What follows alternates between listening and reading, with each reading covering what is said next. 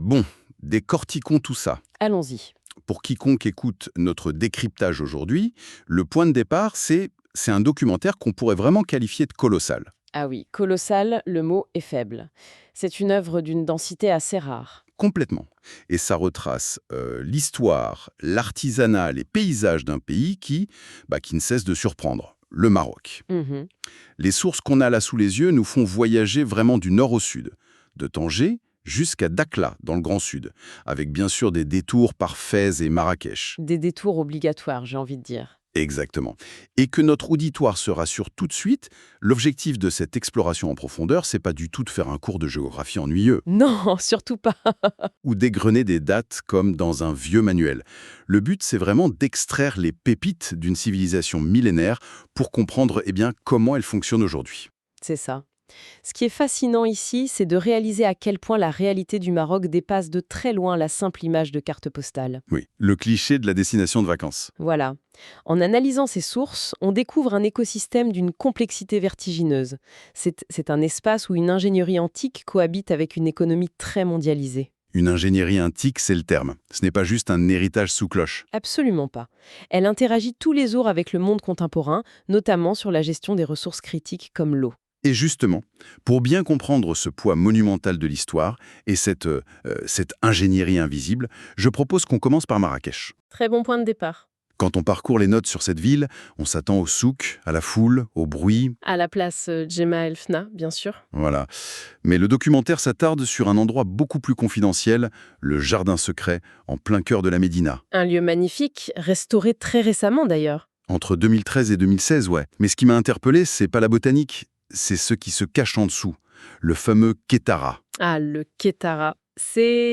On pourrait dire que c'est le véritable système nerveux de la ville. Un système nerveux souterrain. Tout à fait. C'est un réseau d'irrigation absolument ancestral. Il faut s'imaginer des galeries creusées à la main il y a des siècles qui captent l'eau des nappes phréatiques. C'est dingue. Et ensuite, cette eau est distribuée par simple gravité à travers toute la Médina. Attendu. Ça veut dire qu'en ce moment même, sous les pieds des touristes qui marchent dans la chaleur de Marrakech, il y a un réseau d'eau actif. En pleine activité, oui. C'est une ingénierie invisible mais vitale. Sans cette maîtrise de l'eau, la ville n'existerait tout simplement pas. C'est brillant. Et cette préservation, on la retrouve ailleurs dans la ville. Les sources mentionnent le musée Moissine. Dans une demeure du XVIe siècle. C'est ça. Et pendant la restauration, ils ont redécouvert la douillaria. L'appartement de réception. Oui. Et aujourd'hui, cet espace n'est pas juste, un lieu silencieux de musée classique. Il est littéralement baigné par la musique traditionnelle. C'est une vraie expérience sensorielle. On y entend les notes de la derbouka, ces percussions hyper rythmées, et de l'oud. Tout ça résonne entre ces murs saadiens. C'est une immersion totale. Et si on relie ça à une vision plus globale, cette maîtrise de l'eau dont on parlait pour Marrakech, elle dicte en fait l'organisation urbaine de presque toutes les grandes cités impériales. Fès en est l'exemple parfait, non? Exactement, l'exemple le plus saisissant de notre documentation. Fès a une particularité urbaine qui, disons, défie un peu la logique habituelle. Ouais, j'ai vu ça et c'est très contre-intuitif. Normalement, une activité comme le tannage du cuir, Qui est très bruyante, bruyante, hyper polluante et, on va pas se mentir, particulièrement malodorante, c'est le moins qu'on puisse dire. on s'attendrait à ce que ce soit relégué loin à la périphérie, non? Dans la majorité des villes dans le monde, oui. Mais à Fès, c'est l'inverse. Les tanneries historiques sont en plein centre-ville, au cœur de la Médina. Mais pourquoi? La raison est purement pragmatique. C'est la position de la rivière. C'est l'accès à l'eau courante qui a imposé cet urbanisme, et pas le confort olfactif des habitants. L'eau dicte sa loi, encore une fois. Et le processus de tannage en lui-même est une véritable capsule temporelle. Les gestes n'ont presque pas changé. Concrètement, comment ça se passe? C'est un travail titanesque. Les peaux subissent d'abord une macération qui dure, tenez-vous bien, 3 semaines entières. 3 semaines juste pour la préparation? Oui. Elles sont plongées dans des bains chauds pour les nettoyer de toute matière organique. Un nettoyage extrême, donc. Voilà. Ensuite, elles passent dans une solution tannique très spécifique. Et attention, ce n'est pas chimique. C'est naturel. Entièrement. C'est fait à partir d'extraits d'écorce, une sorte d'alchimie de la matière dans des cuves centenaires, sous un soleil de plomb. Des hommes qui répètent ces gestes plongés jusqu'aux genoux depuis des générations. C'est fascinant. Mais Fès, c'est pas que l'artisanat physique. Non, c'est un pôle intellectuel historique. C'est ça. Le documentaire s'attarde sur la mosquée al-Qarawiyyin. On sent vite que c'est plus qu'un lieu de culte de quartier. C'est un monument fondamental de l'histoire humaine, tout simplement. Elle a été fondée vers l'année 859. 859? Oui, et elle peut accueillir jusqu'à 20 000 fidèles. Mais surtout, elle abrite la plus ancienne université encore en activité au monde. Donc plus ancienne qu'Oxford ou que Bologne. Absolument. Et sa bibliothèque a été rouverte récemment, en 2016. Les chiffres donnent de vertige. J'imagine, oui. On parle d'environ 24 000 ouvrages, des siècles de savoir. Et la pièce maîtresse, j'ai noté ça, c'est un Coran du 9e siècle. Oui, le trésor absolu. Rédigé sur du parchemin avec une calligraphie gothique très ancienne. Savoir que ce manuscrit a survécu à plus d'un millénaire de tumulte historique, protégé là, c'est exceptionnel. Complètement. Bon, on passe de l'ingénierie souterraine au raffinement intellectuel. Mais le Maroc, c'est aussi des contrastes géographiques intenses. Des contrastes très marqués, oui. Et c'est là que ça devient vraiment intéressant. La façon dont on tire profit d'une terre extrêmement aride. L'économie des ressources extrêmes. L'adaptation à l'environnement. Exactement. Si on prend la côte atlantique, du côté d'Essaouira, on tombe sur cet arbre unique, l'arganier. Un arbre endémique au Maroc. Il a des racines incroyablement profondes qui le sauvent pendant les sécheresses sévères. Et ça a créé toute une économie locale. Souvent portée par les femmes. Oui. Le documentaire montre la coopérative Marjana, près d'Essaouira. Elles y produisent la fameuse huile d'argan pour l'alimentation ou la cosmétique. Le monde entier s'arrache cette huile aujourd'hui. Mais la statistique sur la production m'a laissé sans voix. Vous pouvez nous rappeler le ratio? Il remet tout en perspective. Pour obtenir un seul petit litre d'huile d'argan, il faut la production totale de 7 arganiers entiers. 7 arbres pour 1 litre. C'est invraisemblable. Et sachant que chaque arbre donne environ 6 à 8 kilos de noix par récolte. C'est un rendement infime. C'est pour ça que c'est précieux. Et à l'intérieur de ces noix, il y a un petit amandon qu'il faut extraire manuellement en brisant la coque avec une pierre. Un travail d'une lenteur infinie. C'est cette combinaison de faible productivité naturelle et d'intensité du travail manuel qui explique le prix de chaque goutte. Et ce qui est fou, c'est qu'à quelques kilomètres de là, balayé par les mêmes vents, il y a le Val d'Argan. Un contraste total. Une initiative assez inattendue, c'est vrai. C'est l'histoire d'un pari viticole. En plein désert ou presque. En 1994, Charles Méliat, un vigneron venu de Châteauneuf-du-Pape en France, s'est installé face à cette aridité. Un sacré changement de décor. Il a créé un vignoble de 52 hectares, tout en agriculture biologique.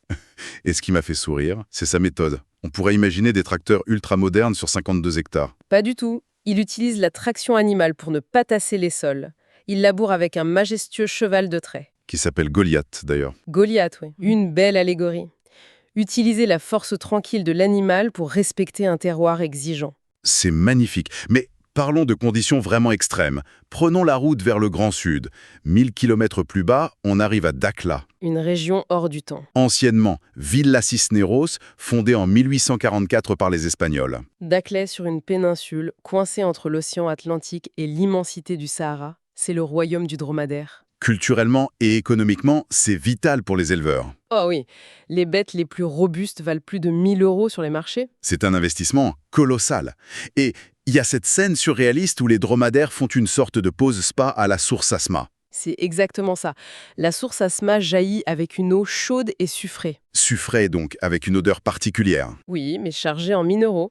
Pour ces animaux du désert, c'est une cure de santé, une collation nourrissante avant les longues traversées. Le désert dans ce qu'il a de plus intemporel. Et pourtant, La même lagune est un épicentre ultra moderne. des voiles colorées partout dans le ciel. Dakhla est devenue la capitale du kitesurf. Les vents constants sont parfaits pour ce sport. Et l'engouement a explosé en 2016.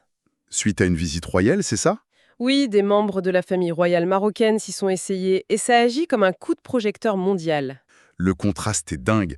D'un côté, le kitesurf à toute vitesse, et de l'autre, une scène beaucoup plus lente, une coopérative de femmes qui prépare un couscous. Mais pas n'importe quel couscous.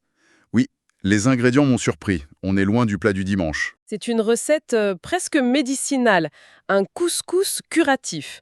Elle mélange de l'orge, du blé tendre, de la farine de blé dur et surtout du maïs torréfié.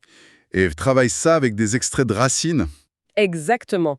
Le résultat est ultra digeste, réputé pour soulager les maux d'estomac. Cette utilisation des ressources locales pour survivre et se soigner, Ça m'amène à l'adaptation humaine face aux éléments et à la force de la communauté. Un thème central dans cette région. Oui, et face aux caprices de l'eau, il y a le Ksar d'Aïd Benadou, près de Ouarzazate. Une merveille d'architecture de terre, une immense forteresse de pisé. Mais géographiquement très précaire, construite juste au-dessus de l'Ouad. Le lit de la rivière est souvent à sec, mais au moindre orage en montagne, C'est la crue dévastatrice. qui menace de ronger les fondations d'argile. Et le site s'est presque vidé, non? Il ne reste que 8 familles. Oui, une quarantaine de personnes, des irréductibles qui entretiennent ce patrimoine fragile au péril de leur propre confort. Une résilience qu'on retrouve plus haut, à 1200 mètres d'altitude, dans l'oasis de Fint. Fint qui veut dire caché. Un environnement très minéral. Et c'est là qu'on prépare le pain berbère traditionnel, le tafernout. Mais sans four classique. La technique est redoutable d'efficacité. Elle prépare la pâte de blé et d'orge et elle l'étale sur un lit de petites pierres chauffées à blanc. Et ça cuit en combien de temps? 1 minute. Montre en main. C'est incroyable. C'est l'optimisation parfaite de l'énergie dans un milieu où le combustible est rare. Mais en parlant d'adaptation, il y a aussi une adaptation beaucoup plus, disons, visuelle. Chef Chaouen. Ah, la fameuse ville bleue dans le Rif. Les sources livrent une info qui casse un peu le mythe de la ville bleue depuis la nuit des temps. Cela soulève une question importante sur la manière dont on perçoit l'histoire aujourd'hui. Comment ça? L'origine de la couleur bleue remonte au XVe siècle, apportée par les Juifs séfarades fuyant l'Inquisition espagnole. Donc ils utilisaient du talc bleu. Oui, car le bleu représentait le divin pour eux. Ils peignaient leur propre façade en signe de spiritualité. Sauf qu'aujourd'hui tout est bleu. Les murs, les escaliers, les portes. Absolument tout. Mais cette généralisation totale, c'est en réalité très récent. C'est un pari purement commercial du wali, le gouverneur de la région. Attendez, l'esthétique qui fait le buzz sur Internet, c'est une décision administrative. Tout à fait. Pour créer une identité visuelle et attirer les touristes. Et ça demande un entretien frénétique. J'imagine. Les habitants doivent repeindre le mur 2 à 3 fois par an pour maintenir ce standard parfait pour les réseaux sociaux. C'est fou. Une couleur spirituelle devenue une star d'Internet, par stratégie commerciale. Une forme de survie économique. Mais à l'opposé de ça, on a des initiatives qui viennent de la base, comme à Timidart, dans la vallée du Drap. L'exemple parfait de l'effort collectif. Les anciennes casbahs tombaient en ruine, les jeunes partaient en ville. Mais les habitants ont refusé ça. Ils se sont organisés en conseil de village, ont mis leur propre argent en commun pour acheter les matériaux. Et ils ont restauré eux-mêmes la mosquée, puis créé une chambre d'hôtes pour générer des revenus, sans aide extérieure. C'est la communauté qui se réapproprie son héritage pour en faire un levier d'avenir. Alors, qu'est-ce que tout ça veut dire?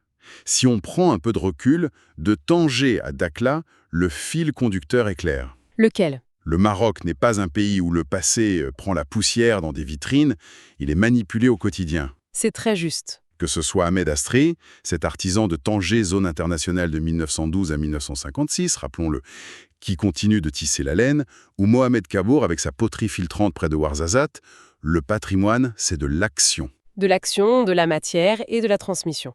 Prenez les cavaliers de la Fantasia à Rabat. Avec leurs fusils à poudre. Oui, ils s'entraînent toute leur vie pour maîtriser une précision militaire, s'arrêter pile sur la ligne face à la tribune, au millimètre, et tirer en parfaite synchronisation. C'est d'une exigence inouïe. Cette exigence face à la matière, elle est partout. Le damasquinage à Meknès, par exemple. Une illustration parfaite de l'ingéniosité humaine. Ils incrustent de minuscules fils d'argent sur le métal. Puis, la cuisson noircit le métal de base pour faire ressortir l'argent. Dompter le feu, le métal, le bois. C'est une transmission ininterrompue des savoirs. C'est ça qui donne son sens au mot civilisation.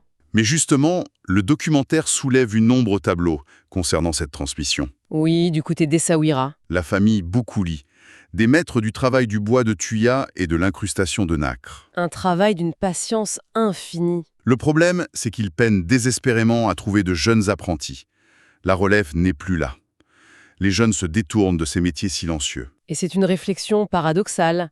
D'un côté, on a Chef Chaouen, repeint en bleu 3 fois par an, superstar d'Internet grâce à la viralité. La viralité au service de l'économie. Mais de l'autre, comment sauver les savoir-faire laborieux et silencieux, comme ceux de la famille Boukouli, face à cette consommation visuelle instantanée? C'est la grande question. La viralité offre une visibilité inespérée, mais elle est bruyante. Ce bruit risque-t-il d'étouffer le silence nécessaire à l'apprentissage des métiers anciens? Le Maroc de demain sera-t-il sauvé par cette hyper-visibilité ou la viralité masquera-t-elle la disparition de ses artisans les plus discrets? C'est une réflexion que nous laissons en suspens pour clôturer notre immersion d'aujourd'hui.